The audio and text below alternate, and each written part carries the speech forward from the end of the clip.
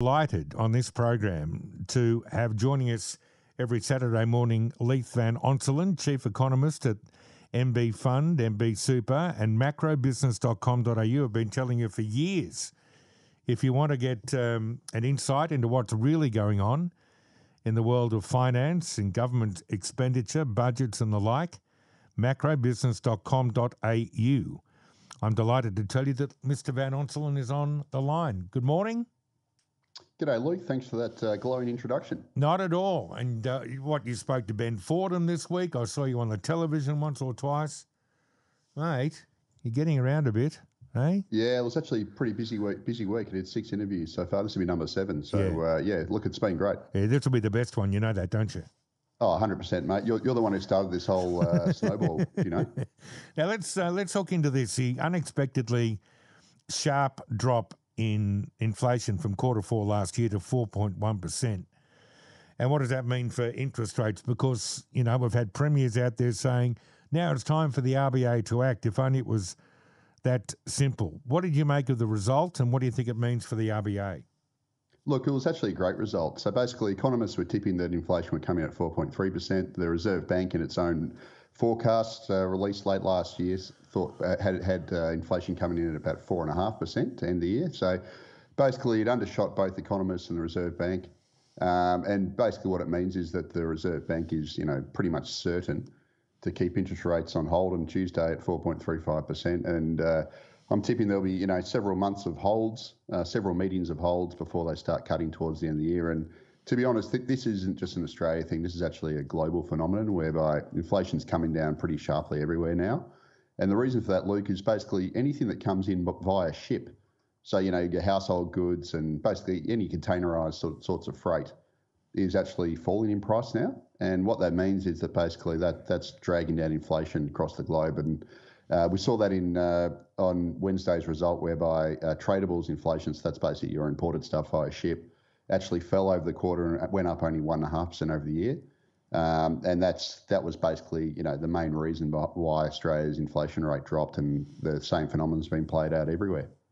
Now that is intriguing, which is why we love talking to you. So it's a thing called tradable inflation. So the cost of things that we get into the country, because shipping costs are down, their value's down, and that's impacted our total number. Was that the good news looking at the number?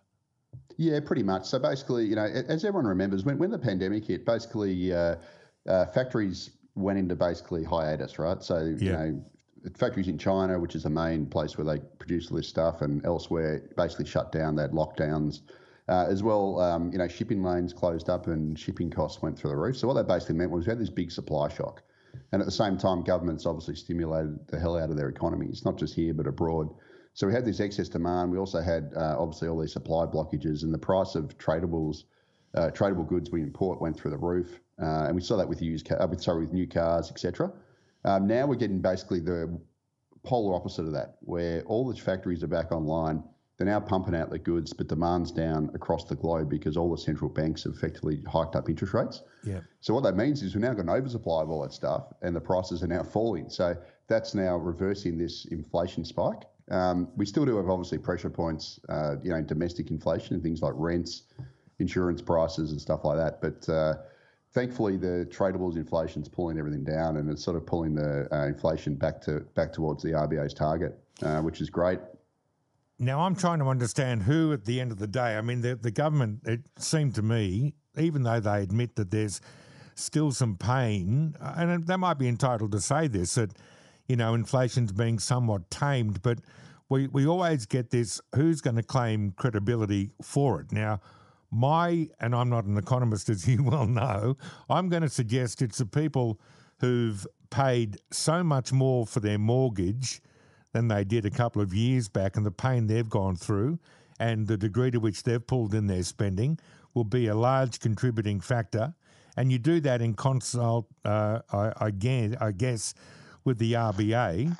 Who claims credibility here? If we end up taming this inflation thing, who owns that good news, mate? Yeah, look, I mean, I've said it previously on your shows. We've got basically a system whereby the RBA hikes interest rates and affects basically 1/3 of households. They're the ones who carry the mortgage debt. So those people take the pain most. And also, obviously, we've had big rise in rents because of this high immigration thing. So renters have basically been forced to spend more on rents, which is why rental inflation is high, but they're spending less elsewhere. But one of the other things that's actually pulled down spending is the income tax takes rocketed over the past year. So we've had massive bracket creep.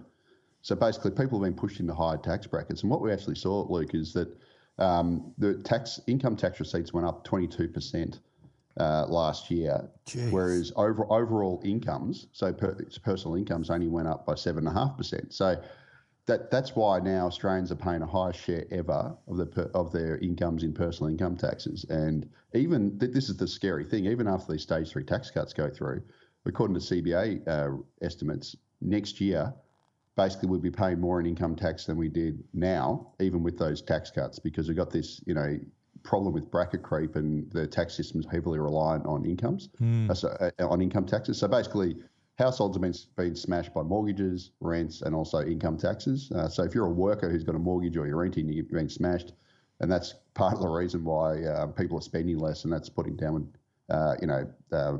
pressure on demand. $16 or thereabouts at the lower end of the tax cuts. And look, the government's done something about cost of living. Whether it's the right thing, well, I know what you would argue, but $16 extra a week by way of a tax relief that starts in July of this year, with the problem cost of living issue happening now. I don't know if I've missed something here, but if you're fair income about offering cost of living relief, wouldn't that be something you wouldn't wait 6 months for? Yeah, look, it's really a drop in the bucket when you think about it. Basically, so just as a side point, the inflation rate's down to 4.1%, but the ABS actually has a separate series which is only current to September. It's called their cost of living indices. So, for example, if you're an employee household, in the year to September, your cost of living went up nearly 10%. So that's basically anyone who's got a job. Your cost of living went up nearly 10%, whereas the inflation rate as of the September quarter was about 5-ish%. So what that basically tells you is that the pain has not been shared equally, and if you're an employee household, you're either pretty much certain to have either a mortgage or you're a renter. You've been hit a lot harder than what the inflation rate says. And what that also tells you is if you're one of the other households who owns your home outright, you've actually haven't been impacted nearly as much, which is basically common sense. Jeez. Tell me about the dwelling approvals, an issue that you and I have talked about for a little while now, because we had the government add 600,000 people to the population in the last year, but we're not building anything like the dwellings we need to. And, geez, if approvals are down, then there's nothing good in the foreseeable future, I imagine. Yeah, look, this has turned into a national disaster, to be quite honest with you. So on Thursday, the Australian Bureau of Statistics released its dwelling approval data for December. So what it basically said was that approvals have fallen to 162,000 last calendar year, so in 2023, which is the lowest in more than a decade.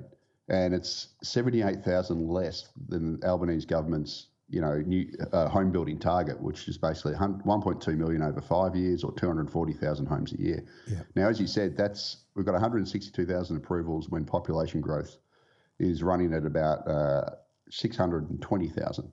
So it's not nearly enough. And all it tells you is that given this historically high immigration, Australia's housing crisis is going to get worse, and rental inflation is going to remain high. We're going to have more homelessness and more people being pushed into share housing. And there was some other data came out Friday, Luke, which was the new home finance statistics from the ABS, and that also crashed. So the number of loans to build a new home or to buy a new home crashed to remained at levels that are basically close to the lowest in history. So the whole supply side of the housing market is an absolute disaster zone. At the same time as we're running one of the highest immigration intakes in the history, well, the highest currently. And this year's forecast to be the second highest, when the supply side is completely stuffed, which means we're going to have a worsening housing crisis. So it's an absolute national disaster. Yeah, it absolutely is. And that is something the government could have had control over. I mean, they talk about what who has an impact on the inflation number, but this was something about rents. When you had that jobs and skills summit, we need more people, and that's okay. If we need special occupations, let's ensure that we do that. But we're talking here about the government just saying, go your hardest on international students, whilst at the same time knowing we had an issue in building dwellings. I mean, that is something the government had control over, and they chose to do what it would seem nothing about. That's on them, isn't it? Oh, 100% it's on them. I mean, they decided to open the floodgates and they didn't bother about building infrastructure for them or housing. Like, China, everyone laughs at China because they do a build it and they will come approach where they basically build these empty cities and whatever. We do the complete opposite. We import the people and then we don't worry about it. We pretend to worry about providing the housing and the infrastructure for them later. And that's basically the reason. That's the reason why I've got rental inflation running at nearly 7.5%, according to the ABS. And, it's one of the reasons why if you're a renter, your cost of living's gone through the roof. Yeah. And, we've got a rise in homelessness and people living in group housing. So it's an absolute disaster. And it's another reason why the immigration system is completely dysfunctional. Yeah. Because the federal government just brings everyone in, they collect a bit of extra taxes from it, they say it's all good, but they don't worry about supplying houses, infrastructure services, water supplies, all the other stuff that goes with it. And that's one of the reasons why we've had this sort of 20-year decline in living standards in Australia, because we've been running this stuff for about 20 years, this policy for around 20 years. Yeah. Macrobusiness.com.au. Leith Van Onselen, you are a star. Have a great weekend. Thank you, mate. Yeah, thanks very much, Luke. Speak to you next time. Indeed. Just a note through from